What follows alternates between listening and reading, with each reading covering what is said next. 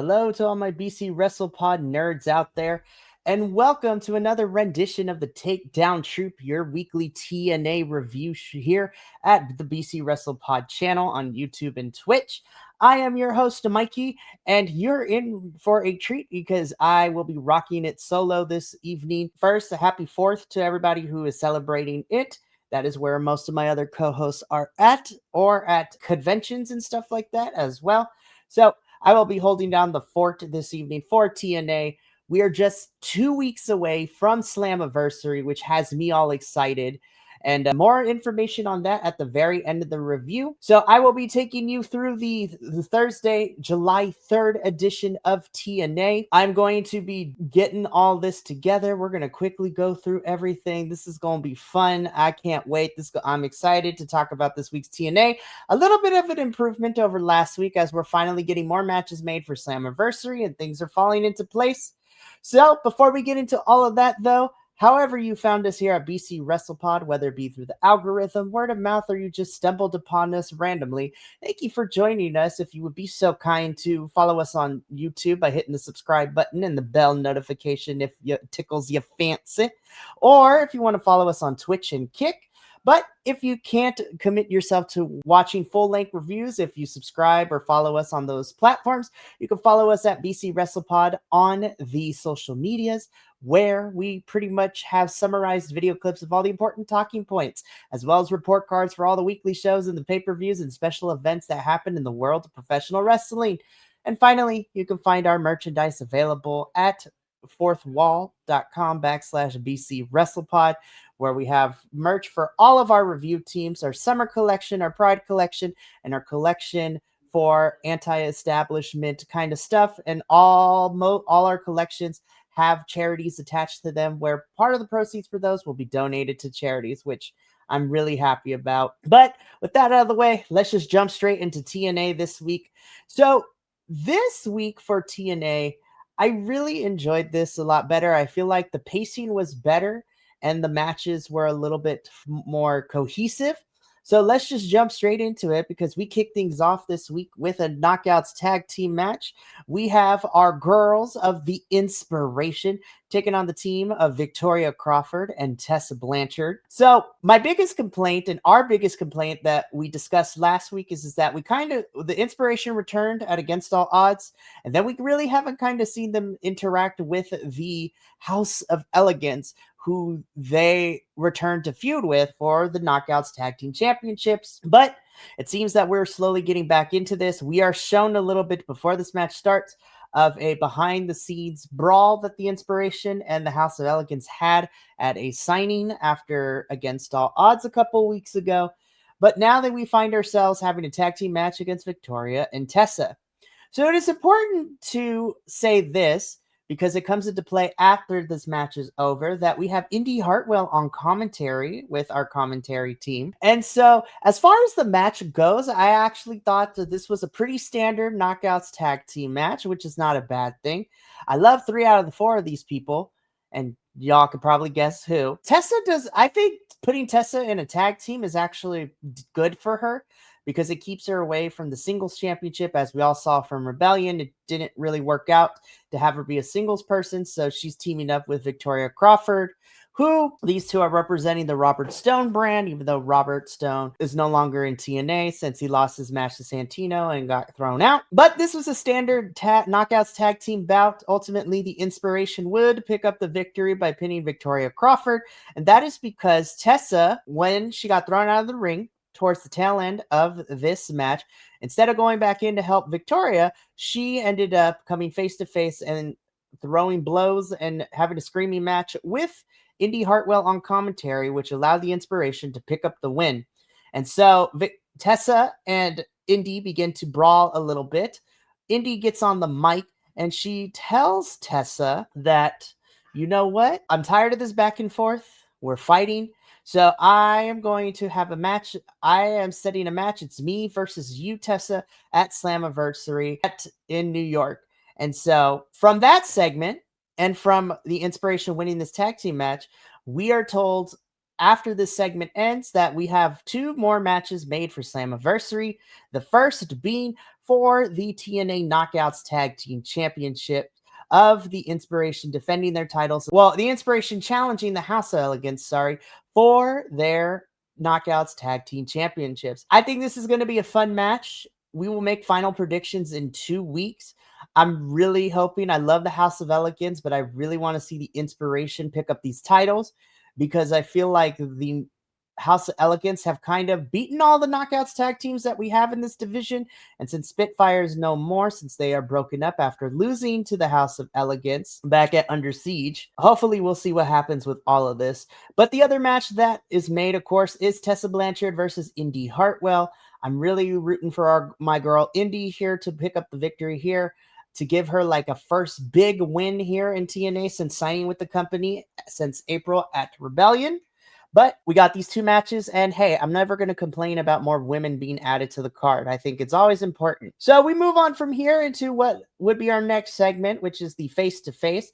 Tasha Steelz addresses both Cedric Alexander and Mustafa Ali about everything that went down last week and where the future of Order 4 goes from here. Tasha gets on the mic, and she introduces Cedric Alexander and Mustafa Ali. Cedric begins this segment first by talking about the history that him and Ali have. He mentions how him and Ali carried 205 Live when it was a brand in WWE. They took it all the way to WrestleMania, where John Cena was watching the match and gave them a standing ovation. That match was ballin'. Please go watch that. It was so good. And Cedric, in this part, was playing up the past and his friendship with Ali. Ali gets the mic. He says that he doesn't need to go down memory lane. He blames Cedric Alexander for taking Order 4 and also robbing him of some moments throughout their careers. And so in order to get that back, the only thing that he can do is for Ali to challenge Cedric Alexander to a match. And it is officially made that at Slammiversary, we are getting Cedric Alexander versus Mustafa Ali. We're running it back from 205 Live and that WrestleMania. I'm excited. Both of these two have grown. Their arsenals have become more versatile. And I'm actually really excited. TNA, please get these men time because this match is going to be on and popping. So I really would love to see these two. I cannot wait. And then after this match, I'm excited to see where Order 4 and the rest of it with Tasha and the Great Hands, like where they go with Ali and Cedric after this one. So this should be fun. We move on from this segment because then it's a surprising turn of events, which what I thought would have main evented our show this evening, but that wasn't the case. We get our TNA Knockouts World Championship match. This is Killer Kelly, who won the 8-4-1 match a couple of weeks ago, challenging Masha Slamovich in a chain match, which essentially is like a strap match, but instead of a leather strap, it is a metallic chain. And this was easily my favorite match of the entire night. We know that Killer Kelly and Masha Slamovich have history together as they were Knockouts Tag Team Champs at one point underneath the moniker of MK Ultra, and now it comes to blows with them being on opposite ends as singles competitors. I thought this match was great. It was a lot of fun. There were some really unique spots with the chains. Killer Kelly and Masha fighting outside and using the chain to ram each other through the metallic ring post. And then ultimately, though, it would be Masha Slamovich choking out Killer Kelly with the chain for the win and retaining her TNA Knockouts World Championship. Masha didn't get too long to celebrate, though, because then she gets jumped by NXT's Fatal Influence, which is NXT Women's Champion JC Jane, as well as her stablemates Fallon Henley and Jasmine Nix. They continued to beat up Masha, which then would prompt Zaya Brookside and Liang Li to come out for the same, who also have a bit of a history with Fatal Influence because Zaya, Liang Li, and Rosemary all faced Fatal Influence at Rebellion back in April at the Rebellion pay-per-view, where Fatal Influence got the one up on them. And so I was very interested to see where we were going from here. I was like, Fallon could be in here. JC's going to run amok. Like, this should be fun. Then we get word from our Director of Authority in TNA, Santino Marella, and the NXT liaison of Ariana Grace, that at Slammiversary, we are getting Masha Slamovich versus JC Jane or Jordan Grace And the reason that that or is added is because JC will be defending the NXT Women's Championship against Jordan Grace at W Evolution, which is next Sunday, the 13th. And when I heard that, I was like, because we didn't get the official graphic yet, I was like, oh, okay, this could be a fun match. And then the graphic was shown, and this is where I got a little worried, and I'll explain my worries in a little bit. So it is either going to be Jordan or JC representing NXT as the women's champion, and they will be taking on Masha Slamovich in a title for title winner take all match. And this is where I will reveal my worries in a little bit. So plan A is that JC somehow beats Jordan Grace. She walks into Slammiversary, and then she fights Masha. Plan B here is Jordan wins. She faces Masha as the NXT Women's Champ, and there we go from here. What I'm worried about is I'm worried that NXT is going to be taking TNA's 2 main championships to put them on NXT stars, right? So right now, NXT's Trick Williams has the TNA World Championship. We're going to get to him in a little bit at the very end of what closed out the show for us. So here's where I'm a little worried. So if plan B ends up being where we go, where JC loses to Jordan and Jordan becomes the NXT Women's Champion, Masha versus Jordan, I know is immediately going to be a bop. It's going to be a banger, as the kids say. We have seen Masha and Jordan fight before, and both of them are phenomenal, and they can mix it up. I wouldn't mind getting a rematch. It would be so much fun, especially now they're on opposite ends in different companies. However, what I'm worried about is if Jordan wins and she becomes NXT Women's Champion, I'm afraid that she's going to beat Masha. And while I love Jordan Grace, I think she's a fantastic wrestler and she would be a fantastic NXT Women's Champion. I would behoove to not like the fact that Jordan would regain the TNA Women's Championship, because Masha, in her third attempt after failing twice before, Masha was able to finally beat Jordan at Bound for Glory last year in October 2024 and finally got the title from Jordan.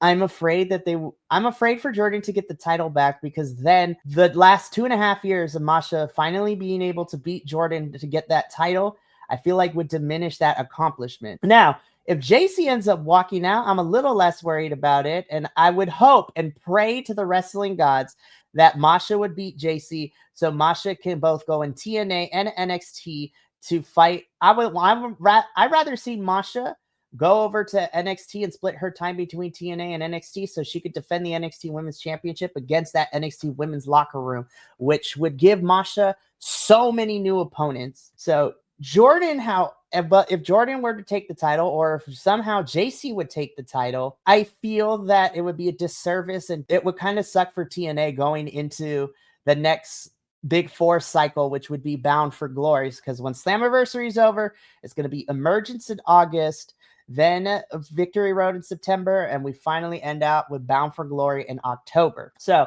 my hope is that Masha ends up winning this, becoming dual champion, and being able to split her time between TNA and NXT. But I still think the match is going to be great, whoever Masha ends up facing. We move on from this, and we get a quick backstage promo from Mike Santana. Mike Santana is going to be not only bringing the TNA Championship back to TNA where it belongs, but he does not care if he has to go through Joe or Trick Williams to be able to do so. More of my thoughts about who should walk out as the winner a little bit later. We get a backstage promo with Eric Young talking to Sinner and Saint. He is disappointed in these two because they could not beat the Hardys last week. And he thinks that, they don't need to be in the Northern Armory anymore. Judas Icarus, both of them actually, Sinner and Saint, begin to say that they want this and that they could show that they can do it. So Eric Young says, you have one more chance to prove that you have what it takes. Otherwise, you will not be here and Northern Armory will be no more. I'm going to be so for what I want is for Sinner and Saint to begin to prove themselves, end up being the 2 out of the 3 of these people to win matches where if Eric Young keeps losing. And then I would love to see Sinner and Saint take the group, the Northern Armory name, if you will, away from Eric Young and kick Eric Young out, which would be very, very fun to see all that. I'm also really hoping this is where we get to see Sinner and Saint stop becoming a gimmick and actually be an amazing tag team that we've seen them be before.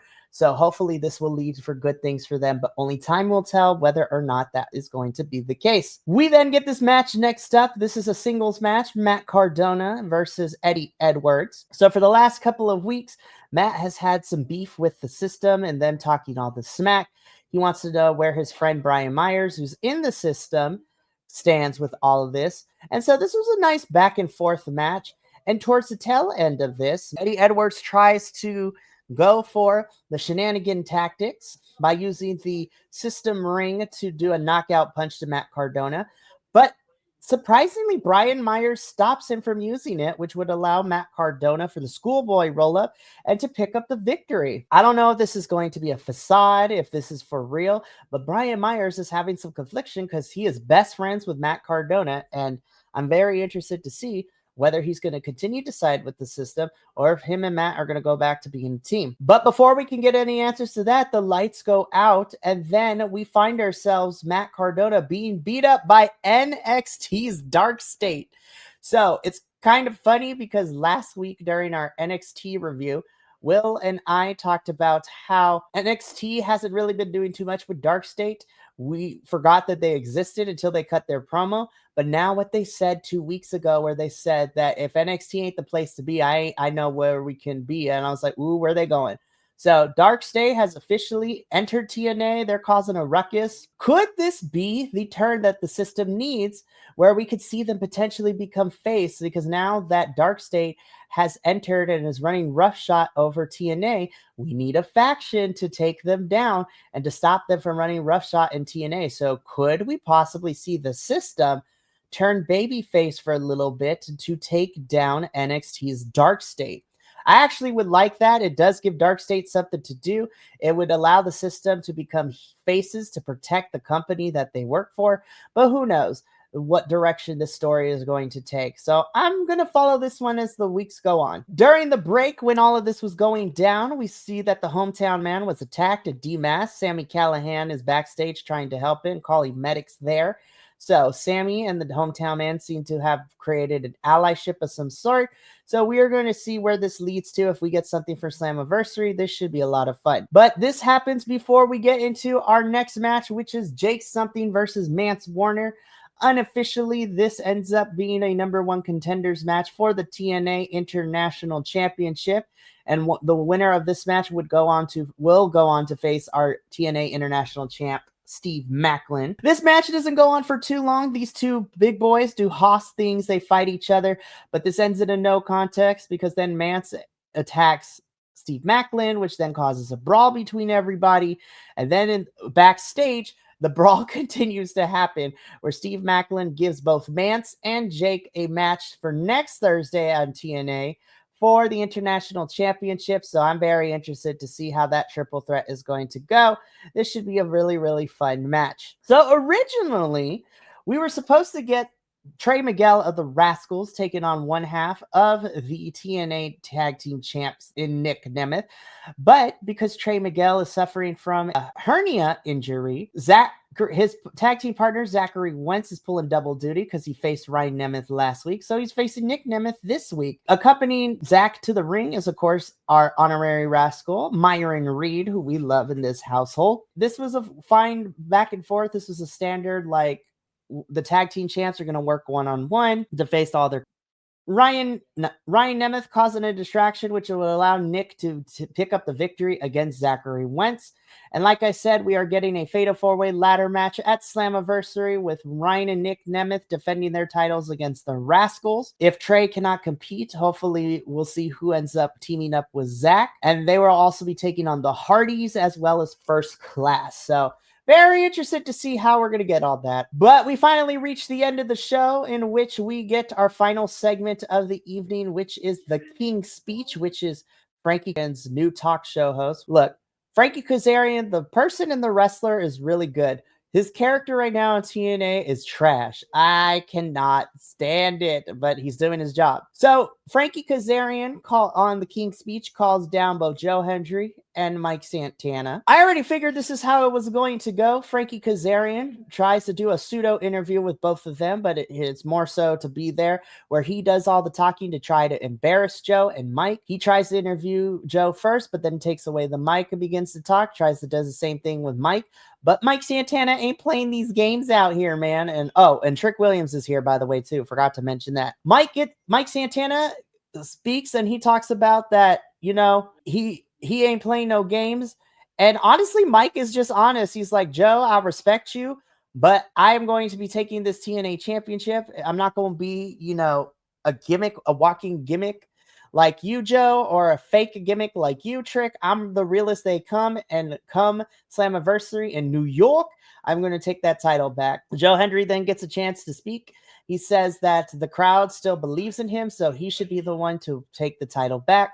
Trick Williams says it doesn't matter because he's going to whoop both of them. And then Frankie and Trick beat up Mike Santana and Joe Hendry to end the show. So this is going to be the interesting bout because Trick doesn't need to get pinned to lose. But here's what I'm hoping. Since Trick is currently holding the men's title, I'm really hoping that TNA pulls the trigger and has Mike Santana win and become the champion. He can pin Trick. And then Joe and Trick can fight if they want to because they still got beef in NXT that they need to resolve. But I really hope that TNA puts the strap on Mike. I think Mike's trajectory and what he's done so far since joining the company last year at Slammiversary. No, it was Rebellion. Yeah, it was Rebellion last year where Mike came back. So it's been almost a year and a half. I think it's time for Mike Santana to be a champion, and I want him to hold the title leading into Bound for Glory. If Joe wants to get it back at Bound for Glory, then I'm okay with it. But give Mike the rest of the summer to run with this title. But that is going to be it for Takedown Troop. We are 2 weeks away from Slammiversary, and I'm so excited for everything that is happening. So for those of you that tuned in to my quick solo review, thank you so much. We got one more thing happening at the end of this week per our weekly review schedule on Sunday at 11:30 a.m. Pacific, 2:30. Yes, I did the conversion right. 2:30 p. We will be talking about Raw and SmackDown, and we will also be doing our predictions as of right now for Evolution as well, which is happening not this Sunday, but the following Sunday on July 13th. So I'm super excited for all of that. But until that review on Sunday, you can make sure to continue to watch everything we got going on here on the YouTube and Twitch for BC WrestlePod, as well as following our socials to keep up with us. But that's going to be it for us here from myself and the rest of the BC WrestlePod family. Remember, take care of yourself, love one another, stay Bi-Conic, and more importantly than anything, you always deserve to finish your story. We will see you on Sunday for our WWE review. But until then, this is Sayonara. Adios. Remember, love yourself, love your neighbors, especially in these trying times. And that is going to be BC WrestlePod signing out. But until then, we'll talk to you later.